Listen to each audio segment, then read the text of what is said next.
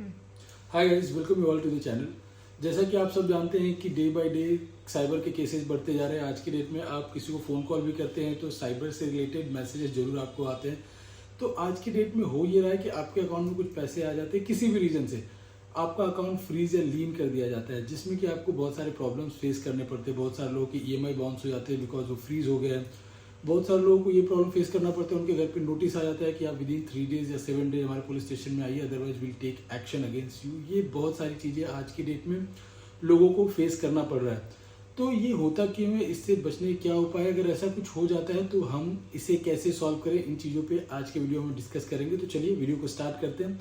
Video start करने से पहले I would like to request, अगर आपने अभी तक चैनल को सब्सक्राइब नहीं किया तो please subscribe the channel and video को लाइक और शेयर करना ना भूलें। तो first thing first, cyber fraud होता क्या है। तो देखिए, कहीं किसी के साथ कोई फ्रॉडलेंट एक्टिविटी होती है, उसके पैसे चले जाते हैं और वो पैसा ट्रैवल करके कहीं ना कहीं आपके अकाउंट में आ जाता है। या फिर बहुत बार ये होता है कि बहुत लोग फ्रॉडलेंट एक्टिविटी में इन्वॉल्व होते हैं। तो मैं उनकी बात नहीं कर रहा, मैं इनोसेंट लोगों की बात कर रहा हूँ, जिनका कोई भी किसी भी साइबर फ्रॉड या किसी भी क्रिमिनल एक्टिविटी में उनका कोई रोल नहीं होता।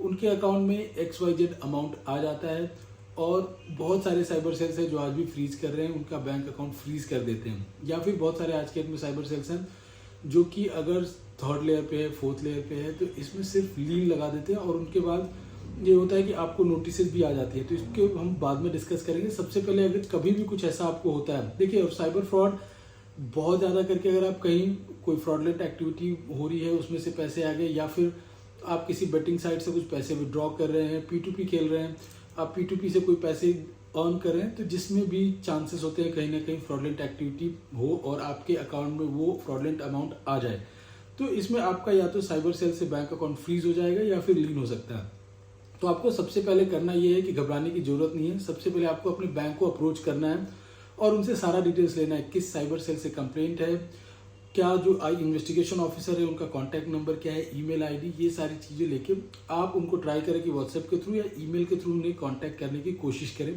उन्हें सारा प्रूफ दें, चाहे वो आपका पैन, आधार, KYC डिटेल्स, पैसे क्यों आए उसका प्रूफ उन्हें दें, सो दैट उससे उनको ये मालूम चले कि यू आर इनोसेंट और उनको लगता है कि आप किसी फ्रॉडलेंट एक्टिविटी में इन्वॉल्व नहीं है। तो आपके बैंक को NOC में मेल कर देते हैं, जिससे कि आपका बैंक अकाउंट अगर लीन मार्क्ड है तो वो रिमूव हो जाता है और अगर डेबिट फ्रीज है तो डेबिट फ्रीज रिमूव हो जाता है।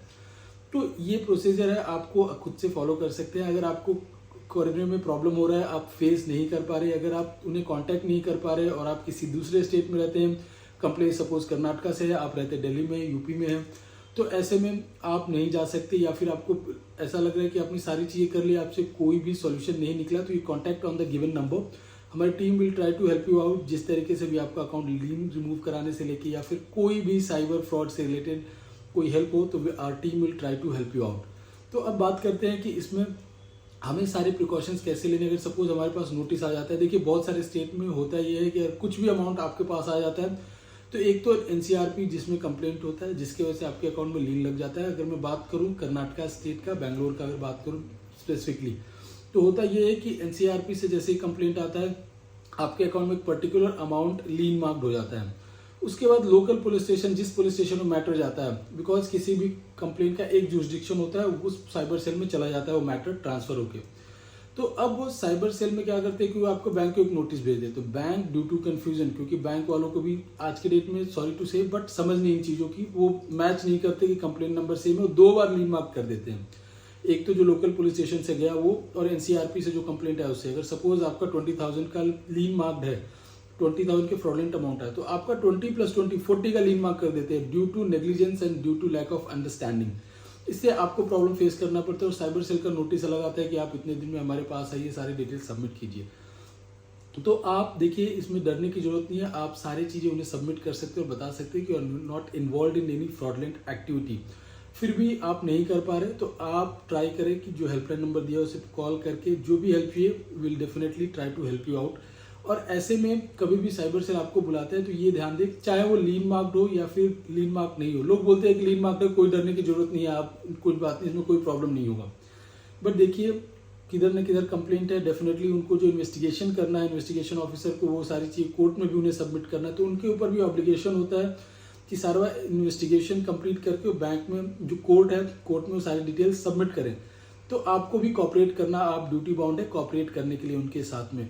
तो कभी भी नोटिस आए तो उधर हल्के में न ले, उसे ये सोच के कुछ नहीं होता। देखिए वो एक्शन भले आज नहीं ले, वो 6 महीने के बाद ले, because police system is very slow in this country, but still कभी ना कभी उस पर एक्शन आएगा। तो बेटा आप सारी चीज़ें सबमिट करके खुद से को उस प्रॉब्लम से क्लियर कर ले, सो दैट आपको आगे कोई प्रॉब्लम नहीं हो। तो आई होप ये वीडियो आपको समझ में आया होगा। इस वीडियो से रिलेटेड कोई भी डाउट है तो आप कमेंट सेक्शन में पूछ सकते हैं। Thank you.